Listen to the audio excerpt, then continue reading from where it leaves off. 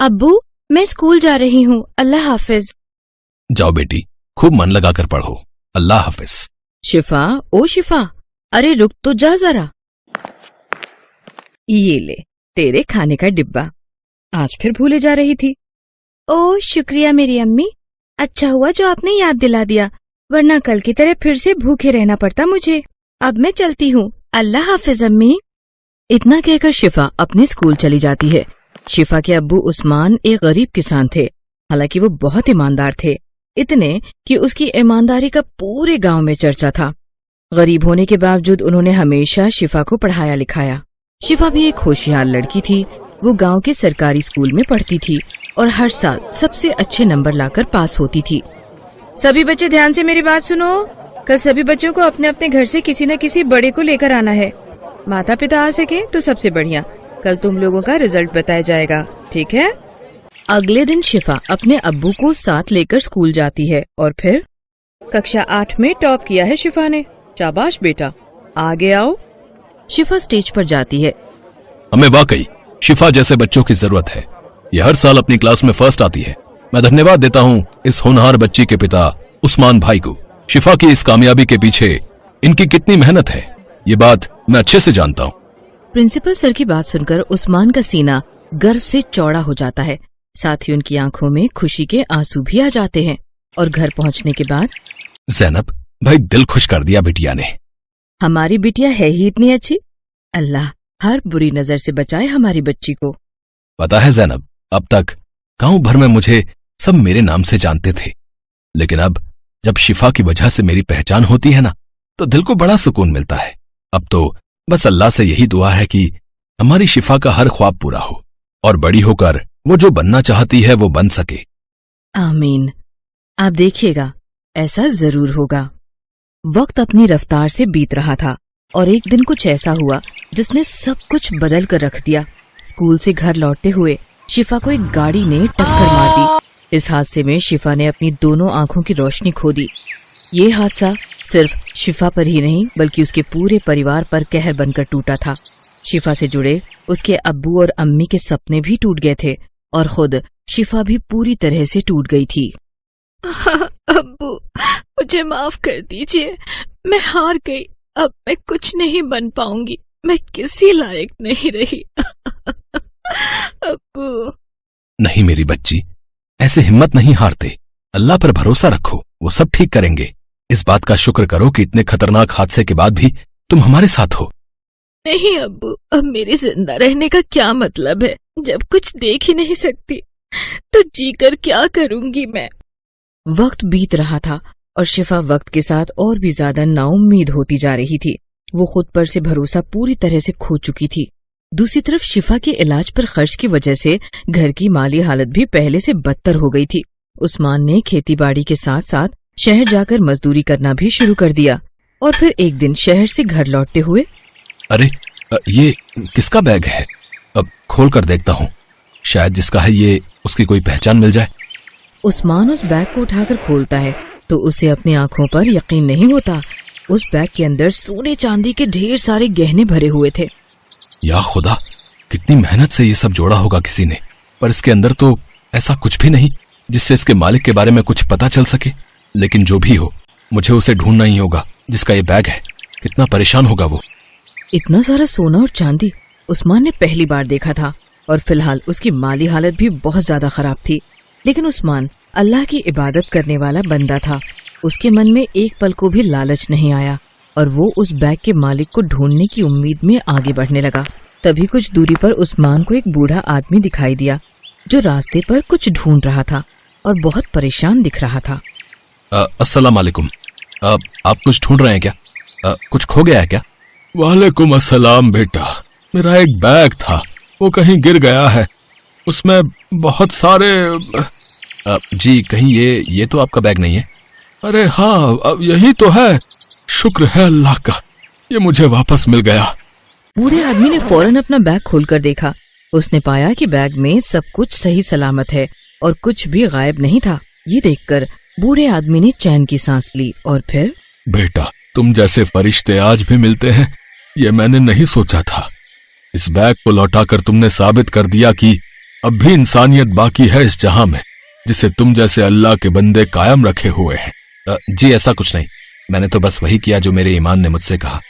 अच्छा तो अब मैं चलता हूँ, खुदा हाफिज। नहीं नहीं, तुम्हें खाली हाथ कैसे जाने दूं? लो ये एक मेरी तरफ से ये रख लो।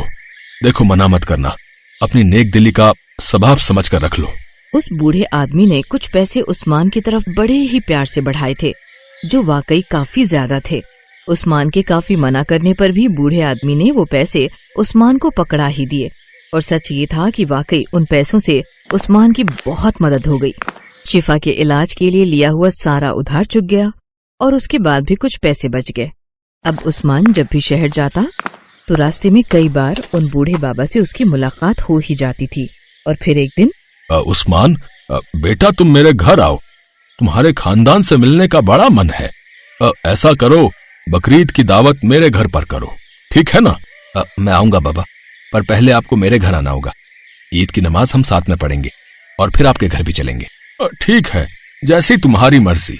कुछ दिनों बाद बकरीद का त्योहार आता है और बूढ़ा आदमी तय वादे के मुताबिक नमाज से पहले उस्मान के घर पहुंच जाता है। अस्सलाम वालेकुम बाबा। वालेकुम अस्सलाम बेटी, माशाअल्लाह बड़ी प्यारी बच्ची है। वैसे तुम हमें कैसे जानती हो? अब्बू ने बताया था आपके बारे में। मुझे भी तुम्हारे बारे में सब मालूम है, पर अब फिक्र मत करना मेरी बच्ची, मैं सब ठीक कर दूंगा। नहीं बाबा, अब कोई कुछ नहीं कर सकता। मेरी जिंदगी में अब सिवाय अंधेरे के कुछ भी नहीं है। खैर ये सब छोड़िए, आप चलिए, अब्बू आपका इंतजार कर रहे हैं। इसके बाद उस्मान और वो बूढ़ा आदमी साथ में ईद की नमाज पढ़ने जाते हैं। और फिर, अब्बू हम कहाँ जा रहे हैं? बाबा ने बकरीद की दावत दी है, बस वहीं जा रहे हैं बेटा। बूढ़ा आदमी उन तीनों को साथ लेकर चल पड़ता है। बातें करते करते अचानक वो सभी जंगल की तरफ मुड़ जाते हैं और ये देखकर ज़ैनब घबरा जाती है। ये रास्ता तो जंगल को जाता है। घबराओ मत बेटी, मैं शहर के शोर शराबे से दूर यहीं रहता हूँ, बस मेरा घर पास ही में है। कुछ देर चलने के बाद जंगल के बीचों बीच सबको एक आलीशान हवेली दिखाई देती है, जिसे देखकर उस्मान और ज़ैनब चौंक जाते हैं। बाबा क्या वाकई ये है आपका घर? हाँ यही है। अब अंदर भी चलोगे या यहीं सारी बातें करोगे भाई? सभी लोग घर के अंदर जाते हैं तो देखते हैं कि वहाँ पहले से ही एक बहुत बड़ा दस्तरखान बिछा हुआ है, जिस पर एक से एक पकवान भी रखे हुए हैं। चलो अब बिस्मिल्लाह करो भाई। जी आप लोग नोश फरमाइए, मैं और शिफा बाद में। नहीं बेटी, ईद की खुशी में ये आपके लिए खास दावत है, आओ सब साथ बैठकर खाएंगे। उस्मान और उसके परिवार ने पहली बार इतना बढ़िया और लजीज खाना चखा था। हालांकि बूढ़े आदमी के अलावा उस आलिशान घर में और कोई नजर नहीं आ रहा था। ये बात ज़ैनब को थोड़ी अजीब लग रही थी, लेकिन तभी शिफा खाना छोड़कर अपनी आंखें मलने लगी। ये देखकर ज़ैनब ने उससे पूछा, क्या हुआ शिफा, आंखों में कुछ चला गया है क्या बेटा? अम्मी, क्या ये सच है? रुकिए जरा। ये कहकर शिफा अपनी आंखें जोर से बंद करती है और फिर आंखें खोल लेती है और इस बार उसकी आंखों से आंसू बहने लगते हैं। क्या हुआ मेरी बच्ची, कुछ तो बता, तू रो क्यों रही है? करिश्मा हुआ है अम्मी, मुझे सब दिखाई दे रहा है। मैं आपको, अब्बू को, बाबा को, इस दस्तरखान को, इस खाने को, सबको देख सकती हूँ मैं। अम्मी मैं सब कुछ देख सकती हूँ। ये दावत, ये जादुई है। इस दावत का खाना खाते ही मेरी आंखों की रोशनी मुझे वापस मिल गई। शिफा की बातें सुनकर ज़ैनब और उस्मान भी रोने लगे और जाकर शिफा के गले लग गए। फिर उस्मान ने जैसे ही बूढ़े आदमी का रुख किया, वो एक बार फिर चौंक गया, क्योंकि बूढ़ा आदमी वहाँ पर था ही नहीं। सिर्फ इतना ही नहीं, वो आलिशान घर और वहाँ मौजूद सारी चीजें भी जादुई तरीके से गायब होने लगी। कुछ ही पलों के बाद उस्मान, ज़ैनब और शिफा तीनों ही घने जंगल में खड़े थे। हालांकि जादुई दावत परोसने वाला वो दस्तरखान अब भी वहीं पर था। ज़ैनब ने आगे बढ़कर खाने के बर्तनों को खोला तो पाया कि वो बर्तन अब पकवानों की जगह सोने चांदी के सिक्कों से भरे थे। बाबा वो कहाँ गए और वो घर, ये सब क्या हुआ जी? अभी तक नहीं समझी ज़ैनब, बाबा अल्लाह के भेजे हुए फरिश्ते थे जो हमारी सारी मुश्किलों को दूर करने आए थे। चलो अब घर चलते हैं, दावत पूरी हुई।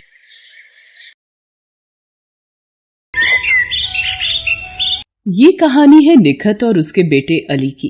निखत से उसके शौहर का साथ निकाह के 2 साल बाद ही छूट गया। उस वक्त अली को पैदा हुए बस कुछ ही महीने हुए थे। यही वजह थी कि उस मासूम के जहन में उसके अब्बू से जुड़ी कोई याद नहीं थी। उसने तो अपने अब्बू को बस तस्वीरों में ही देखा था। अम्मी, अब्बू को खाने में क्या पसंद था? वही जो तुझे पसंद है। वो भी तेरी तरह बिरयानी पसंद करते थे।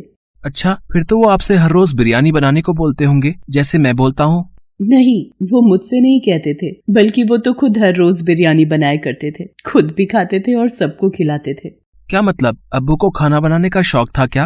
हाँ, बहुत ही ज्यादा। उनका यही शौक देखकर तो तेरे दादू ने उन्हें ये ठेला खरीद कर दिया था। तेरे अब्बू बड़े ही मन से घर पर बिरयानी बनाते थे और फिर इसी ठेले पर रखकर पास वाले नुक्कड़ पर बिरयानी बेचा करते थे। वो वक्त ही कुछ और था। वो चाहे जितनी बड़ी देग बना ले, कभी बिरयानी बचती नहीं थी। इतना स्वाद था उनके हाथों में। अच्छा, तो इसका मतलब तुमने भी अब्बू से ही सीखा होगा बिरयानी बनाना, है ना? हाँ, मैं उनकी मदद करती थी, पर बनाते हमेशा वही थे। लेकिन अब तो मुझे ही बनानी होगी ना। अम्मी, उदास मत हो। आप एक बात बताओ, जब अब्बू बिरयानी बेचा करते थे तो आप ऐसा क्यों नहीं करती? ये खेती करके तो हम पेट भरकर खा भी नहीं पाते। अगर आप भी बिरयानी बनाकर बेचोगी तो मुझे हर रोज बिरयानी खाने को भी मिलेगी। बेटा, ये सब इतना आसान नहीं है। तेरे अब्बू ने अपनी मेहनत से काम जमा लिया था। उनकी कमाई लागत से कहीं ज्यादा थी। लेकिन अब उनके जाने के बाद हमारे हालात अच्छे नहीं है बेटा। तू ही बता, पूरे दिन के रोजे के बाद इफ्तारी तक का इंतजाम तो अच्छे से हो नहीं पाता, तो बेचने के लिए बिरयानी कहाँ से बनाऊं मैं? तो इसका मतलब मुझे बिरयानी खाने को नहीं मिलेगी। अम्मी, अब मन कर रहा है। अमूमन अली अपनी अम्मी से किसी चीज को लेकर जिद नहीं करता था। उस दिन भी उसने जिद नहीं की, लेकिन उसकी नम आंखों ने निखत को बता दिया था कि उसका बिरयानी खाने का कितना मन है। अली नमाज पढ़ने मस्जिद चला गया और निखत के हाथ भी दुआ के लिए उठ गए। या खुदा, ऐसा इम्तिहान ना ले, अपने बच्चे की बिरयानी खाने की ख्वाहिश भी पूरी ना कर सकूं। इतना मजबूर तो ना बना। निखत अपनी मजबूरी पर रो रही थी, तभी दरवाजे पर किसी ने दस्तक दी। अस्सलाम वालेकुम। वालेकुम अस्सलाम। जी आप? मैं असलम हूँ।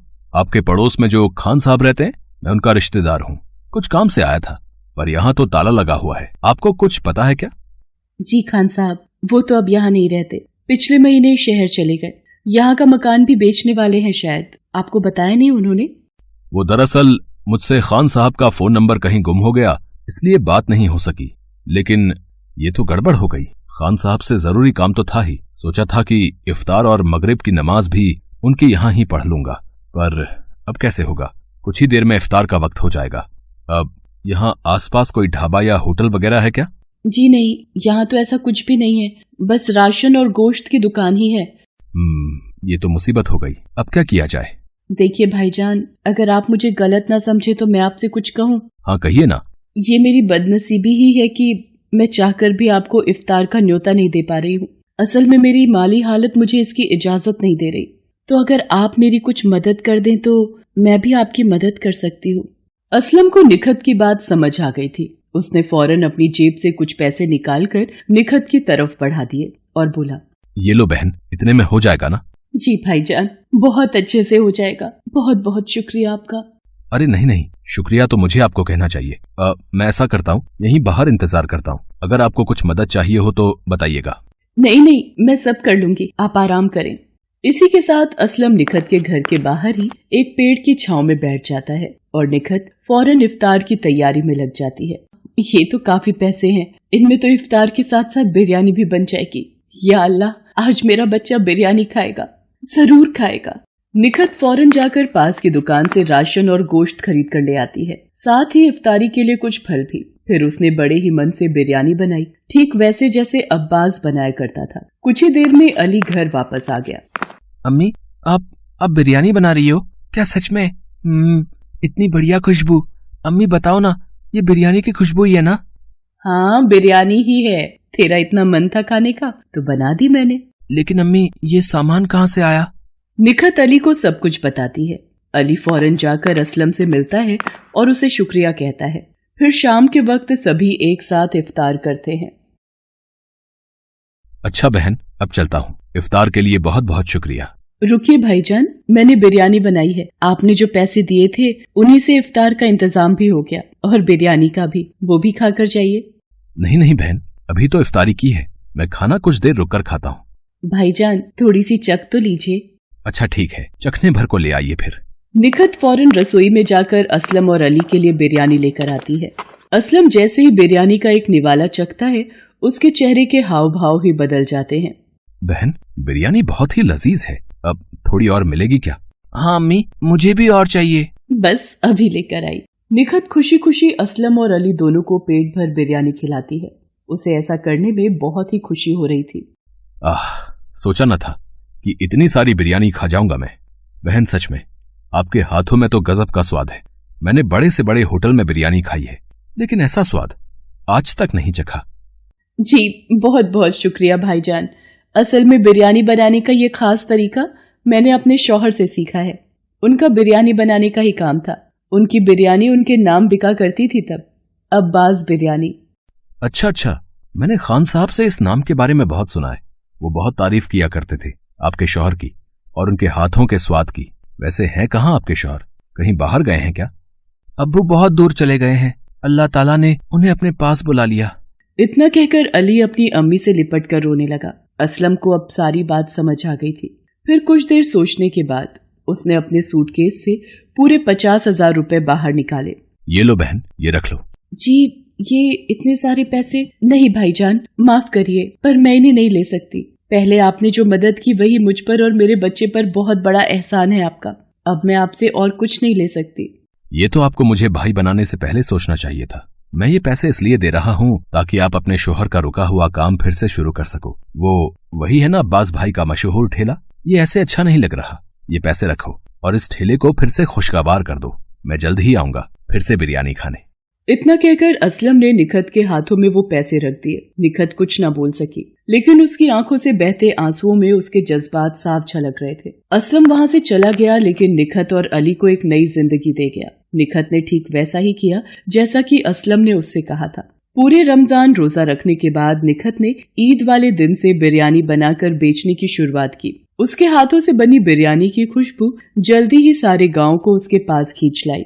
निखत, वाह बेटी, बहुत ही अच्छा किया तुमने। अब्बास के जाने के बाद तो जैसे बिरयानी में स्वाद आना ही बंद हो गया, लेकिन अब फिर से बिरयानी महकेगी और सबकी जुबान पर चढ़ेगी। लाओ जल्दी से प्लेट लगा कर दो। निखत और अली खूब मेहनत से अपना बिरयानी का ठेला चलाने लगे। गांव के लोग तो पहले दिन से ही आने लगे थे, लेकिन धीरे धीरे दूसरे गांव और पास के शहरों से भी निखत को बिरयानी बनाने के ऑर्डर मिलने लगे।